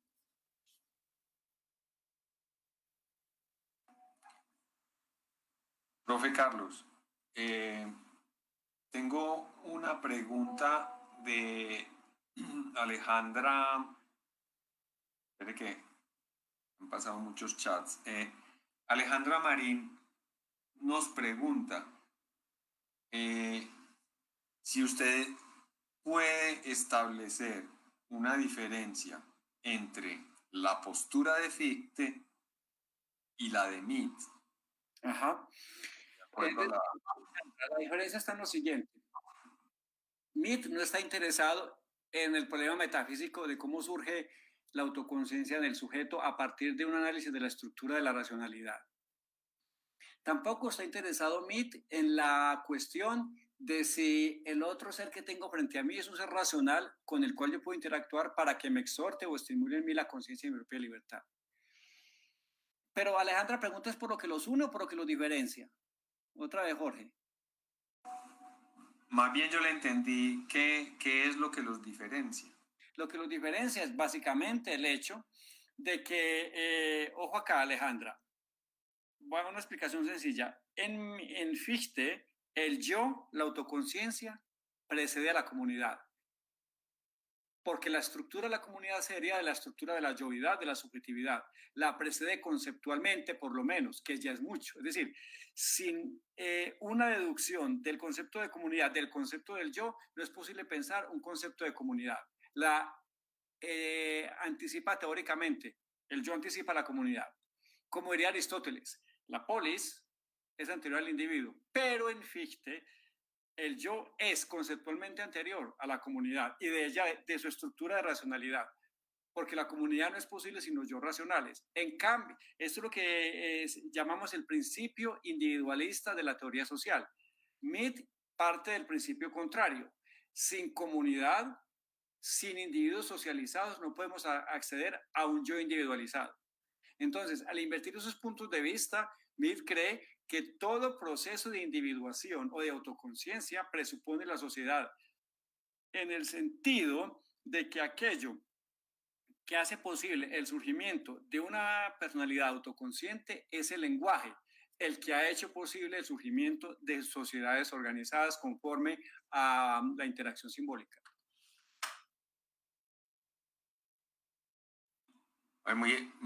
Muy estimulante esa última diferenciación que permitió la pregunta de Alejandra. Pero entonces, todo lo que usted me hace pensar, profe, queda entre paréntesis porque aquí hay otra pregunta. Claro. David Arbeláez pregunta, ¿qué pasa en una sociedad donde de forma generalizada el individuo no logra realizarse y por ende no logra el necesario reconocimiento? Esa sociedad sí llega a la plena autoconciencia. Muy bien, David. En términos de Mead, no. En términos de Mead, no. Y Mead diría que una sociedad donde el reconocimiento solamente se da porque el individuo obedece a un prototipo o un estereotipo de vida ya afianzado y sancionado por las estructuras del otro generalizado, es una sociedad primitiva. Y por eso Mead considera que lo que diferencia a la sociedad primitiva de las sociedades modernas o civilizadas, utilizo sus conceptos, es el hecho que en la sociedad primitiva el individuo tenía el tipo de individuo ya estaba dado y fijo por la estructura de la comunidad. Si pensamos en lo que era la comunidad ateniense para el ateniense singular, o la comunidad del imperio para el ciudadano romano, podemos entender a Mead. Ya el prototipo social del individuo estaba dado como subsumido en su autodeterminación a la esfera de la eticidad en términos de Hegel existente. En las sociedades modernas, para ya poderse llamar sociedades modernas, lo que se espera es que haya la más amplia posibilidad para la liberación permanente del yo, en términos de una energía creadora. Pero Mead, siendo mucho más radical, deja inclusive abierta la cuestión de que si esa racionalidad, si la expresividad del yo no encuentra camino para ello, queda una salida. Y Mead lo dice en un pasaje de sus lecciones, la lucha. Lastimosamente no amplió más el concepto. Pero Mead dice, el individuo puede afirmar su mismidad, su sí mismo a través de la lucha, dice Mead. Él dio cuenta de eso, porque fue un hombre que luchó por derechos, pero luchó por progresos, un progresista radical. Marchaba con los socialistas norteamericanos de su tiempo, pero se enfrentaba al marxismo dogmático ruso. Y discutía sobre la relatividad de Einstein y apoyaba los cambios que Einstein estaba introduciendo en el mundo de la física. Entonces, las comunidades en las que el individuo queda fijado en un solo tipo, en un prototipo, son comunidades para mí atrasadas cuya racionalidad se estanca. Sin embargo, esas comunidades nos llegan a ser lo suficientemente fuertes como para impedir que surja un individuo, como en los ejemplos que pone en nombres como Sócrates o como Jesús o como Buda, ¿sí? Individuos que surgen, la interpelan y buscan, dice Mead muy bellamente, una más amplia comunidad donde puedan realizar su sí mismo. Entonces Jesús se aparta de los judíos y se va a Mesopotamia. Puede encontrar una más amplia expresión de su experiencia. Bueno, ahí enseguida siguen dos preguntas. Yo no sé si sea, digamos, muy pesado de mi parte, pero las voy a soltar juntas, estas dos. Una, ¿qué papel juega el cuerpo en el proceso de reconocimiento del ser individual? Que la hace Dina. Y la otra, la de Santiago Caro, es cómo se articulan el transhumanismo y las teorías del reconocimiento. Yo no sé, profe, si soltarle esas dos o seguimos de una en una. No, la pregunta sobre el transhumanismo me queda muy difícil de responder porque no sé la significación. Voy a responder en términos de mí, entiendo la significación de lo que dice. Ah, bueno. No sé qué tiene con transhumanismo. Sí, pero esa, yo creo que Pues transhumanismo, por ser una tendencia tan actual y de tan poca, digamos, de tan poca elaboración, pero al mismo tiempo poco conocida en nuestro medio, si quiere, dejamos aplazada esa Sí, pregunta difícil en este momento. Lo siento con la persona que me hace la pregunta, pero no, pues como no conozco el término, no podría responder. En el caso Sí. del cuerpo, La- digo lo siguiente, si estamos hablando de... Y la otra es qué papel juega el cuerpo en el proceso de reconocimiento del ser individual. Cierro Sí.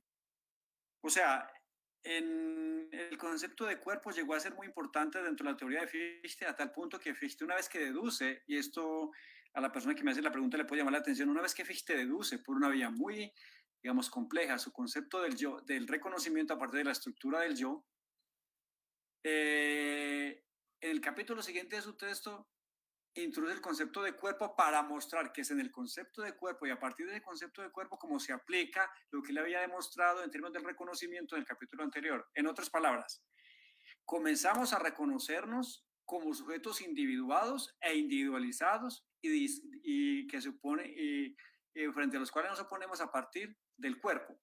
¿Pero qué es el cuerpo? Entonces Fichte comienza a hacer una deducción del cuerpo a partir de lo que es el lugar que un cuerpo ocupa en el espacio. Habla de órganos superiores, habla de órganos inferiores, luego introduce el lenguaje, luego introduce la mirada, hace alusiones a lo que es la mano, etcétera, etcétera. Y todo apunta en él a mostrar que dejando de lado asuntos que hoy día sabemos que hacen parte de la comprensión del cuerpo como reconocimiento, asuntos como el deseo, como la enfermedad, el erotismo, etcétera, etcétera, Fichte se circunscribe, como lo decía en mi conferencia, a llevar la tesis al punto en que el cuerpo se convierte en la instancia obligada por la que pasa toda actitud de reconocimiento, ¿cierto? ¿Y qué es lo importante? Que el cuerpo se... Bueno, si leemos a Judith Butler, dice una cosa. Simón de Beauvoir dijo cosas muy importantes y muy brillantes y muy bellas en su libro El segundo sexo. Pero si vamos a Mead, el asunto a Fichte, el asunto con Fichte no es estético, para decirlo de una vez, no es erótico, no es de género, sino más que todo moral cognitivo. Moral porque se convierte en la instancia inmediata a partir del cual y sobre la cual yo debo ejercer una actitud reflexiva y racional. Y hay indicios claros de que Mead excluye y por qué condena, pues ya habla de que el cuerpo no puede ser violentado, instrumentalizado o utilizado. O sea, el cuerpo es el medio de la Bildung, llama Fichte de la Bildung en alemán, o sea, de la formación del hombre. El cuerpo está para cultivarlo en términos de Bildung, para hacer de él, digamos, lo que Fichte llama el vehículo en el que a través del cual accede la razón práctica en el hombre en el mundo sensible. Entonces, Fichte desarrolla una teoría en la que el cuerpo adquiere significación ontológica y significación moral. Ontológica, porque es aquella parte de nuestro ser en la que la razón toma asiento en el mundo finito. Y además social, porque en el cuerpo somos para otros. Somos para otros. Y ese ser para otro ya me impone a mí, desde el punto de vista moral, un orden de comportamiento que está enmarcado por el respeto y hasta por la veneración, dice Fichte. Hubo atisbos en Hegel de llevar el cuerpo hacia una teoría erótica, pero Hegel dejó el asunto, el joven Hegel hasta cierta parte medio enunciado. Eso sería lo que le podría decir a la persona que hizo la pregunta. Profe, usted es un expositor muy estimulante. Esto está en una lluvia de preguntas que, bueno, no sé si vamos a alcanzar, pero sigamos en el orden en el que van llegando. Celia Campo pregunta, es tan bella la manera como lo pregunta que lo voy a leer así textual. Volviendo al ejemplo del niño que copia e interioriza ejemplos, actitudes, teniendo presente el lenguaje como formador de sociedades, entonces, en qué momento el niño se individualiza y puede ser diferenciado o reconocido por sí mismo y no por la sociedad, y no por la otredad. Termina así. Reconocido por sí, no por la otredad. Es decir, el niño, el niño tiene experiencia, voy a decirlo en términos de mí, el niño entra en su experiencia, o sea, sabe de sí a partir de los otros imaginarios, a partir de que el hecho de que él es policía, o que él es papá, o que él es cartero, ¿cierto? Pero esas construcciones de identidad son, en términos de Mead, pasajeras, esporádicas, y dice Mead, en eso consiste el encanto y a la vez la tragedia de la niñez, que el niño es un segundo una cosa y otro segundo es otra cosa, y no podemos contar con él porque el niño, dice Mead, no articula su existencia como un todo. Y eso es cierto, el niño no es un todo organizado de actitudes, que sí somos nosotros los que hemos pasado ya por esa etapa. El niño es un todo, digamos, de actitudes transitorias, y al niño le gusta jugar a eso. En ese sentido, el niño es otro para sí mismo, pero en un sentido tal que ese otro no controla su conducta como la controlan las experiencias de un hombre ya maduro, porque el niño en el acto de jugar cambia sus propias reglas, ¿cierto? El niño, otro ejemplo de mí, juega al escondite, pero en el escondite hace trampa. Y en las trampas que hace, en el sucesivo estar cambiando las reglas, en el acto de jugar, encuentra un inmenso placer. Y al niño no le importa, digamos, estar respetando los roles, sino estar haciendo experiencias sucesivas e inconexas de roles. Por ejemplo, cuando juega el padre, él se regaña como lo regaña el padre y se cachetea como se lo cachetea el padre si el padre lo cachetea. Pero el niño a partir de ahí no va a desarrollar una conducta que le permita controlar su conducta en relación con los demás. Habría que pasar a esa fase donde lo lúdico, ¿cierto?, da paso al control de la conducta, porque en el niño el control es todavía, como es un control que se da a sí mismo placenteramente, a sí mismo lo destruye. La pregunta es si en Mead podemos tener actitudes de reconocimiento frente al niño. Y diríamos, en un sentido amplio, no, porque del niño no podemos esperar un comportamiento como lo podemos esperar de alguien a quien saludamos y nos responde con el saludo. Le damos la mano y nos responde con la mano. A un niño le damos la mano, pero nos puede escupir. Nos da la mano, pero nos puede dar una patada por rebeldía. O nos puede morder. O puede salir corriendo. Esos comportamientos inesperados, mejor dicho, el niño es un yo pequeño. Más que un mí, es un yo, es conducta no controlada por él. Y al comportarse así, le es muy difícil interiorizar permanentemente un otro su existencia.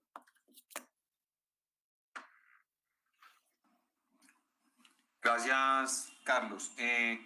Voy a soltar dos preguntas seguidas. Lo que pasa es que hay una lista muy larga. No es que haya que responderlas todas, pero yo voy en el orden y las dos que siguen son de Germán Garay, que te pregunta a través de la historia cómo ha cambiado el concepto de género en relación con la estructura del yo. Y la siguiente es si el yo es distinto, el concepto del yo ahí tratado en la conferencia es distinto al inconsciente del psicoanálisis. Señor Garay, hace usted dos preguntas bien difíciles.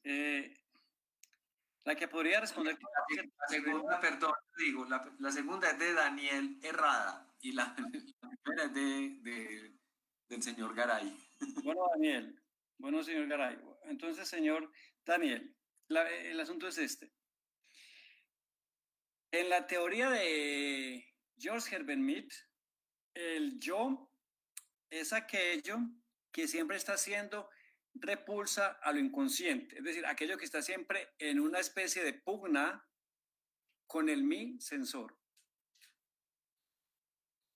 Lo que sucede es que el yo no está en rebeldía con sus propias pulsiones eróticas. Mead, en un pasaje que suena chiste, dice, la psicología más o menos fantástica, la teoría sexual más o menos fantástica de Freud, reduce el yo a energía sexual. Mead considera que la parte nuestra en la que se focalizan todas las energías que hemos de poder controlar, pero que no solamente son energías eróticas, son aquellas que podrían echar, digamos, a hacer inviable el proceso social como tal. ¿Qué es un proceso social? Aquello en lo cual una sociedad hace posible las diferentes actividades o actitudes que la organizan como un todo. Entonces, los procesos sociales se construyen en términos de una racionalidad universal en la que todos los sujetos aportan parte de ellos como una especie de mí, controlando su conducta a través del proceso. El yo ahí no tiene cabida, porque el yo no puede estar siempre queriendo cambiar esas, digamos, la conducta, porque el proceso mismo no sería posible. No sería posible la comunicación, no sería posible el intercambio económico, no sería posible la religión, como ejemplos que me ponen. Entonces, ese yo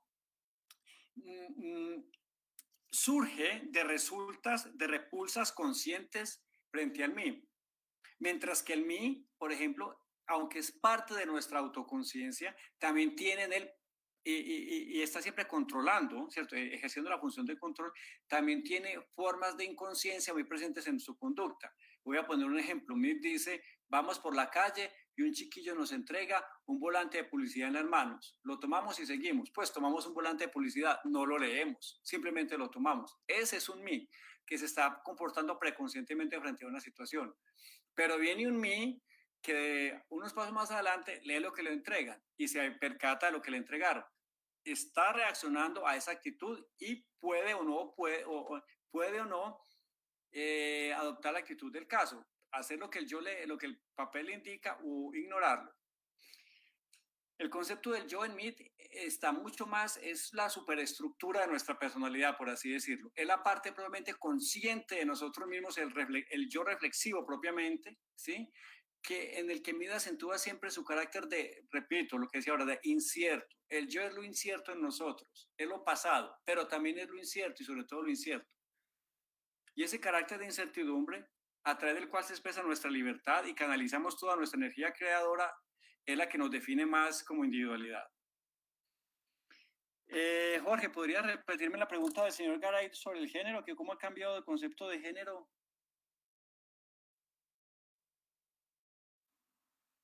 Pues, yo la entiendo. No, la voy a volver a leer. Es que hay muchas. Sí, es. A través de la historia, ¿cómo ha cambiado el concepto de género en relación con la estructura del yo?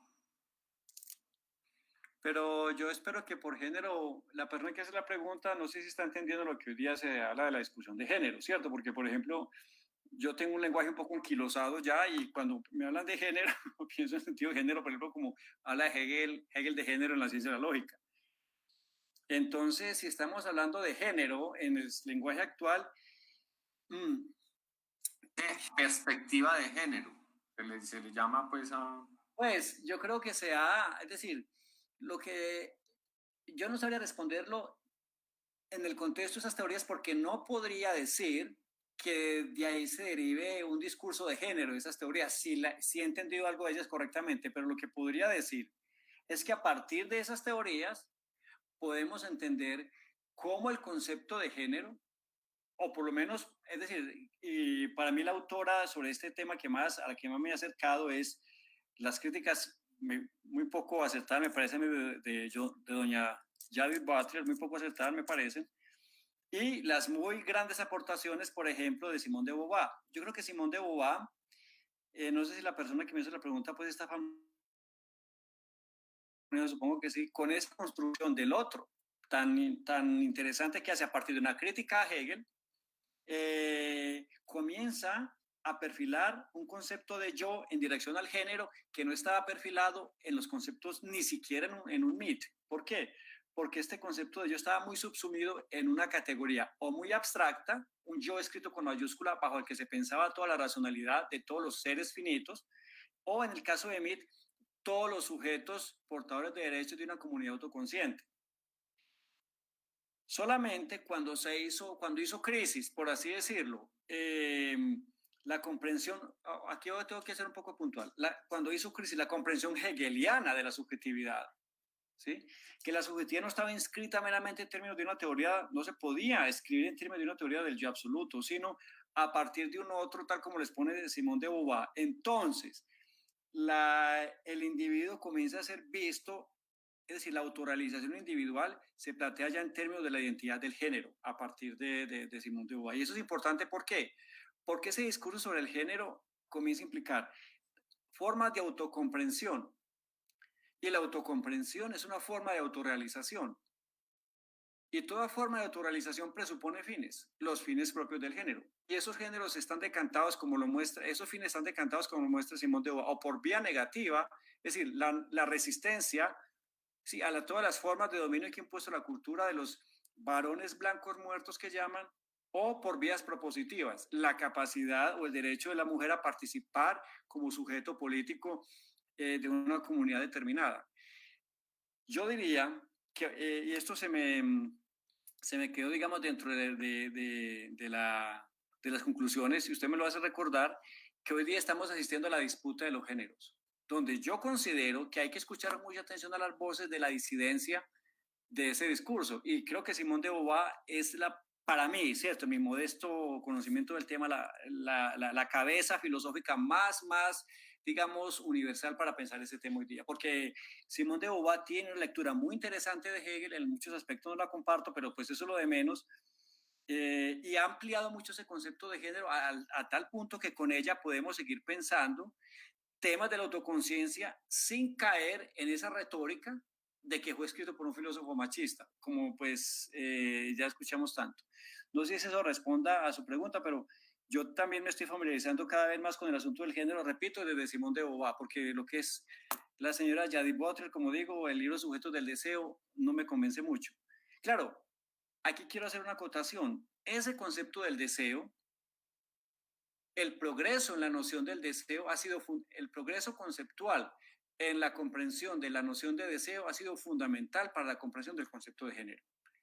Por eso, quien quiera ver la historia del género en ese sentido, tendría que remontarse a la concepción hegeliana del deseo, que es de la que parte Judith Butler. Jorge. Pues como estamos llegando ya al final de nuestro tiempo, hay un montón de preguntas, pero ahí me tocó escoger. O sea, son las 6:48. Yo quisiera, como si le dedicara unos 3 minuticos antes de despedirnos, al concepto de libertad y a qué tiene que ver lo que has expuesto sobre el cuerpo con el cuerpo meramente biológico, o si el cuerpo es mucho más que un ente biológico. Me refiero con eso a 2 preguntas que hay ahí. Son las 2 últimas que mencionamos y quedan muchas en el tintero, pero es porque se nos está acabando ya el tiempo. Antes de que el profe nos dé su respuesta, los quiero invitar a la conferencia de este jueves, del jueves 20, y que es por el canal de YouTube de La Piloto, la conferencia de la profesora Natalia Castellanos de la Universidad del Bosque. Adelante, profesor.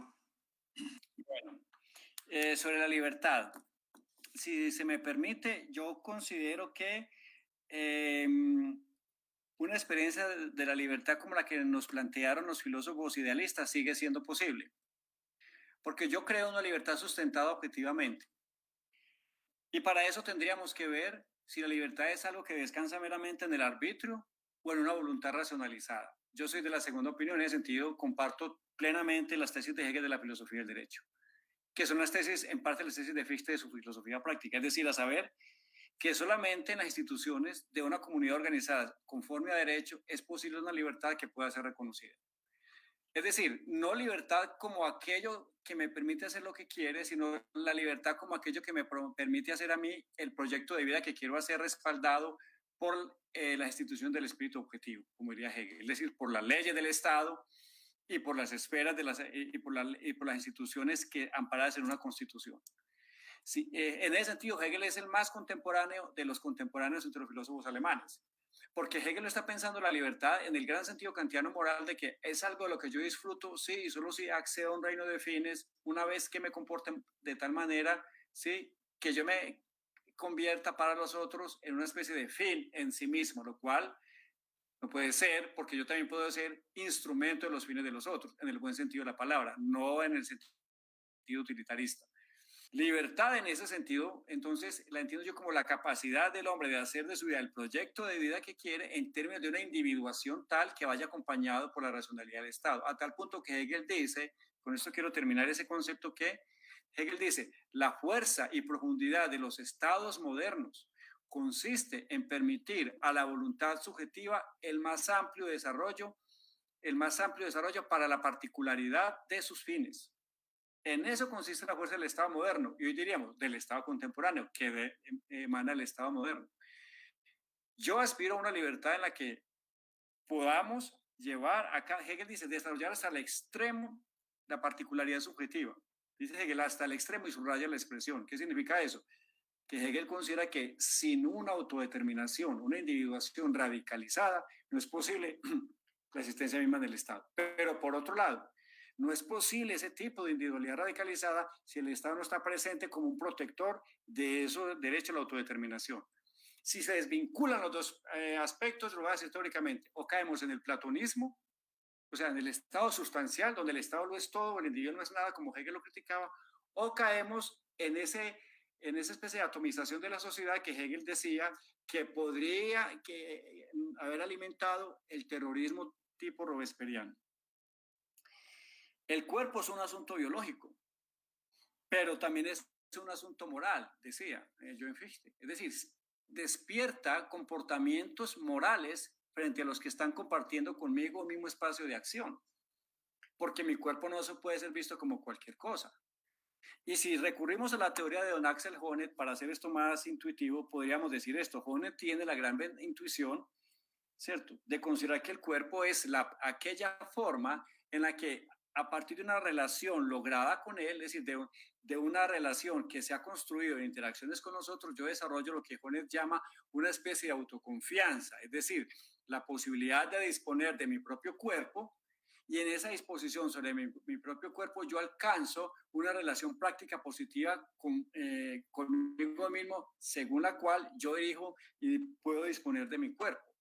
Por eso la forma más inmediata de autorrealización para Honneth es esa disposición sobre el propio cuerpo. Y la forma más violenta y ruda de intervenir en la vida de un ser humano es o el asesinato, o la violación, o la tortura, porque es allí donde el individuo accede a lo que él llamaba la muerte psicológica, cuando no dispone del cuerpo como algo que está a su entera disposición.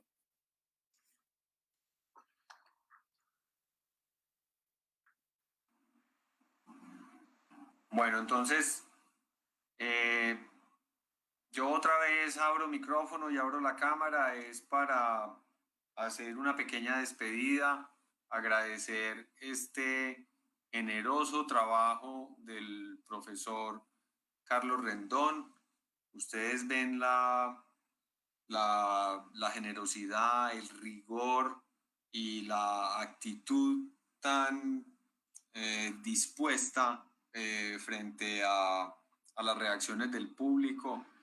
Estoy muy contento con esta primera conferencia. Es una forma de verdad, pues, con una altura académica inmejorable de abrir un diálogo en la ciudad sobre este asunto de individuo, individualización e individualismo, que son, digamos, las tres palabras claves de la cátedra. Los puntos de vista que vamos a recorrer son muy diversos, muy distintos, de distintas disciplinas, de distintos problemas y de distintos campos de investigación, pero me parece un gran logro haber empezado con una entrada muy filosófica.